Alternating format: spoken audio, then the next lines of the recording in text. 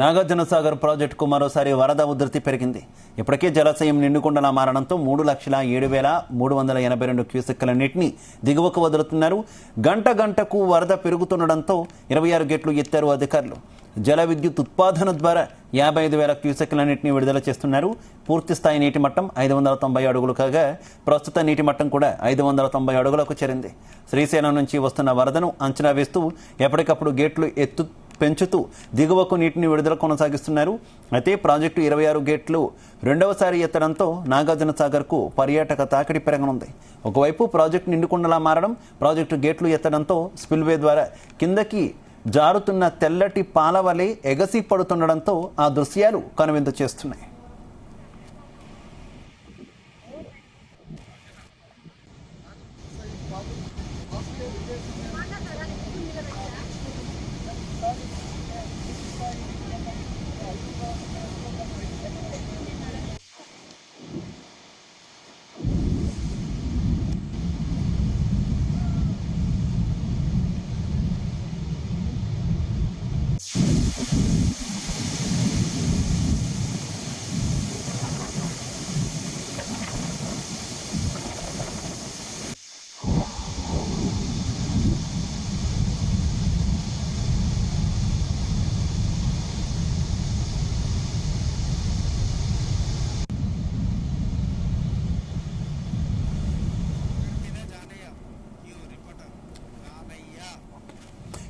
ఇక ఇదే విషయానికి సంబంధించి మరింత సమాచారం మా కరెస్పాండెంట్ జానయ్య అందిస్తారు. జానయ్య, శివ, నాగార్జున సాగర్ ప్రాజెక్టుకు సంబంధించి మొత్తం 26 గేట్లకు కూడా ఎత్తి దిగువకు నీటిని విడుదల చేస్తున్నారు. నాగార్జున సాగర్ ప్రాజెక్టుకి నిన్నటి నుంచి వరద ప్రవాహం పెరగడంతో మొదటగా 2 గేట్లను ఎత్తినటువంటి డ్యామ్ అధికారులు ఏదైతే వరద ప్రవాహం పెరుగుతుండటంతో ఈ రోజు ఉదయం అంటే మధ్యాహ్నం తర్వాత మొత్తం 26 గేట్లను పూర్తిగా ఎత్తి దిగువకు నీటిని విడుదల చేస్తున్నారు.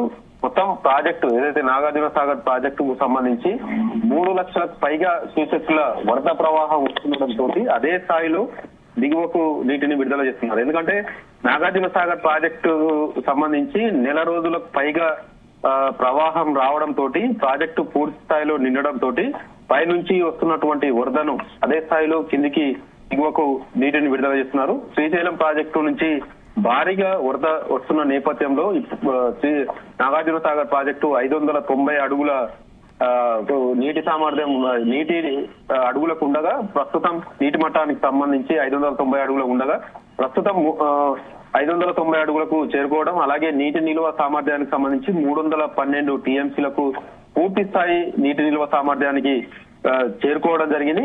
ఈ ఏదైతే నీటి నిల్వ సామర్థ్యం గానీ పూర్తి స్థాయి నీటి మట్టాన్ని గానీ గత 15 రోజుల నుంచి కూడా అలాగే మెయింటైన్ చేస్తూ వస్తున్నటువంటి అధికారులు పైనుంచి వస్తున్నటువంటి వరద ప్రవాహానికి సంబంధించి అదే స్థాయిలో దిగువకు నీటిని విడుదల చేయడం జరుగుతుంది. దీంతో పాటు ఇప్పుడు ప్రస్తుతం నిన్నటి నుంచి శ్రీశైలం ప్రాజెక్టు నుంచి వరద ప్రవాహం పెరగడంతో నాగార్జున సాగర్ ప్రాజెక్టుకు ఉన్నటువంటి మొత్తం 26 గేట్ల క్రస్ట్ గేట్లకు సంబంధించి 26 గేట్లను కూడా పూర్తిగా పైకెత్తి దిగువకు నీటిని విడుదల చేస్తున్నారు. దీంతో పాటు కుడి ఎడమ కాలువలకు సంబంధించి కూడా తాగునీటిని అలాగే ప్రధాన జల విద్యుత్ ఉత్పత్తి కేంద్రం ద్వారా కూడా నీటిని వినియోగించుకుంటున్నారు. ఇటు హైదరాబాద్ నగరానికి సంబంధించి తాగునీటి అవసరాలకు సంబంధించి కూడా 1800 క్యూసెక్కులు అటు విడుదల చేయడంతో పాటు వరద కాలువకు సంబంధించి కూడా 600 క్యూసెక్కులను నీటిని దిగువకు విడుదల చేస్తున్నారు. అయితే ఈ కుడి ఎడమ కాలువ కావచ్చు, ఇటు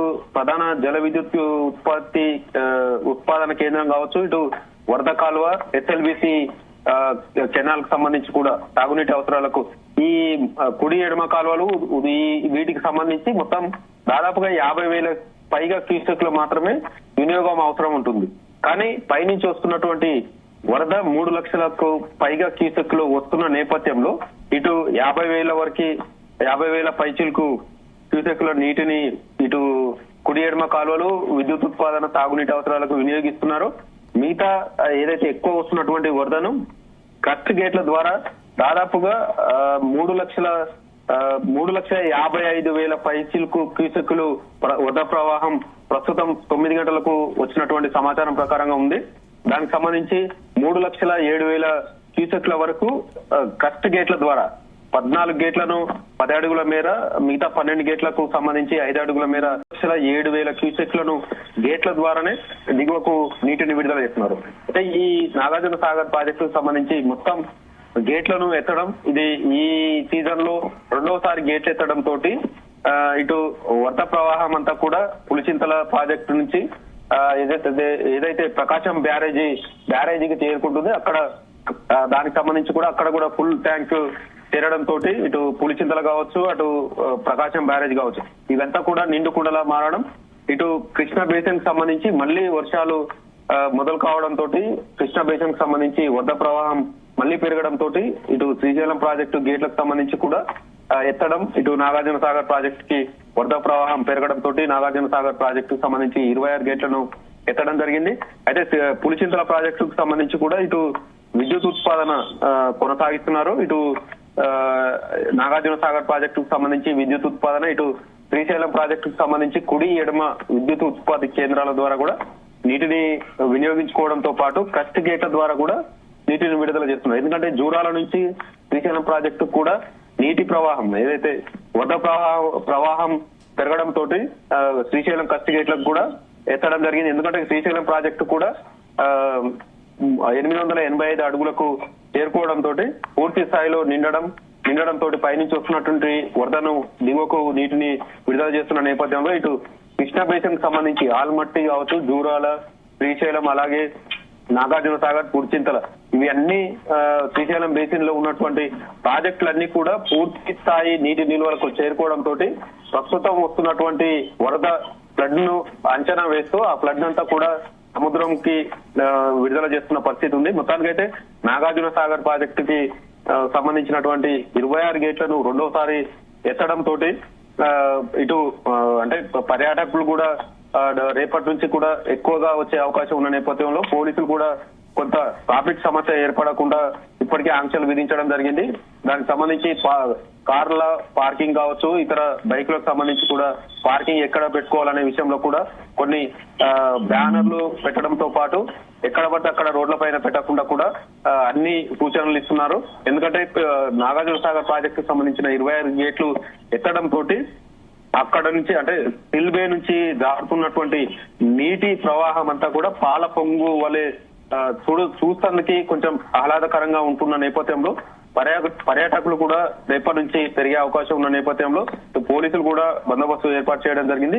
అయితే రాత్రి వేళలో నాగార్జున సాగర్ ప్రాజెక్టుకు సంబంధించి నీటి విడుదలకు సంబంధించి క్రస్ట్ గేట్లను లైట్లతో అలంకరించడం తోటి చూడడానికి కూడా ఆహ్లాదకరంగా ఉండడం తోటి డ్యామ్ పైన కూడా అంటే డ్యామ్ కింద ఉన్నటువంటి ఏదైతే ఆంధ్రకు తెలంగాణకు సంబంధించినటువంటి బ్రిడ్జికి సంబంధించి అక్కడి నుంచి వీక్షిస్తున్నటువంటి చాలా మంది అక్కడ నిలబడి వీక్షించడం జరుగుతుంది. అయితే అక్కడ ట్రాఫిక్ జామ్ అవుతున్న నేపథ్యంలో పోలీసులు కూడా అక్కడ ఎవరు నిలబడకుండా కూడా ఎప్పటికప్పుడు పర్యవేక్షిస్తూ వాహనాలు నిలపకుండా చేస్తున్నారు.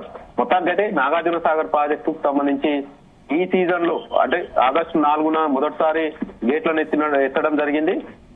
ప్రస్తుతం మళ్ళీ నిన్నటి నుంచి మొదలైనటువంటి గేట్ల ఎత్తే కార్యక్రమానికి సంబంధించి కూడా ఈ రోజు పూర్తి స్థాయిలో గేట్లను ఎత్తడం తోటి నాగార్జున సాగర్ ప్రాజెక్టు సంబంధించి అయితే పర్యాటకుల తాకిడి అయితే జానయ్య ఈ వరద ఇంకా ఎన్ని రోజులు కంటిన్యూ అవకాశం ఉంది? ఇంకా ఎగువ ప్రాంతాల్లో వర్షాలు కురిసే పరిస్థితి ఉంది అని వాతావరణ శాఖ ఏమైనా చెప్తున్నటువంటి సిచ్యువేషన్ ఉందా?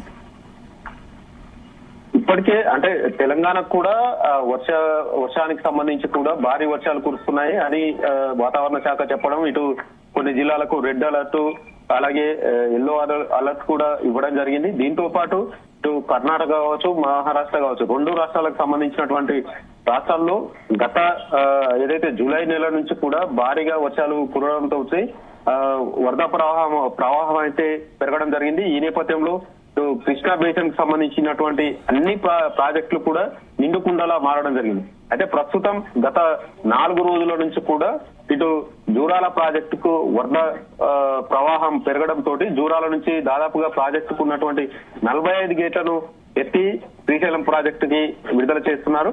ఈ నేపథ్యంలో పైనుంచి వరద ఎప్పుడు ఏదైతే ఈ వర్షాల తాకిడి వర్షాలు ఎప్పుడు తక్కువైతాయో ఆ ప్రాజెక్టులకు నీటి ప్రవాహం అప్పుడు తక్కువైతున్న నేపథ్యంలో జూరాల ప్రాజెక్టుకు మొదటగా తక్కువ అయితే శ్రీశైలం ప్రాజెక్టు కూడా తక్కువ అవుతుంది. ఆ తర్వాత నాగార్జున సాగర్ ప్రాజెక్టు తక్కువ అవుతుంది. అయితే ప్రస్తుతం కర్ణాటక కావచ్చు, మహారాష్ట్ర కావచ్చు, ఈ 2 రాష్ట్రాలతో పాటు తెలంగాణ, ఏపీ ఈ 4 రాష్ట్రాలకు సంబంధించి కూడా వర్షానికి సంబంధించి అలర్ట్ గా ఉండాలనేది వర్ష భావం ఎక్కువ ఉన్నది. అధిక వర్షపాతం నమోదవుతుంది, భారీ వర్షాలు కురిసే పరిస్థితి ఉందనేది వాతావరణ శాఖ ఇప్పటికే ఈ 4 రాష్ట్రాలకు సంబంధించి కూడా ఏదైతే హెచ్చరికలు జారీ చేయడం, రెడ్ అలర్ట్, ఎల్లో అలర్ట్ కూడా ప్రకటించడం, కొన్ని జిల్లాల్లో ఈదురుగాలులతో కూడుకున్న వర్షాలు కురుస్తాయని కూడా చెప్పడం జరిగింది. ఈ నేపథ్యంలో ఇటు తెలంగాణ కావచ్చు, ఏపీ కావచ్చు, అటు కర్ణాటక, మహారాష్ట్ర కావచ్చు, ఈ రాష్ట్రాల్లో కురుస్తున్నటువంటి వర్షాలు ప్రభావం ఇంకా అంటే సెప్టెంబర్ 4 వరకు కూడా ఇదే పరిస్థితి ఉంటుందనేది వాతావరణ శాఖ మాత్రం చెప్తున్న పరిస్థితి అయితే కనబడుతుంది. Shiva. Okay, thank you Janaiah.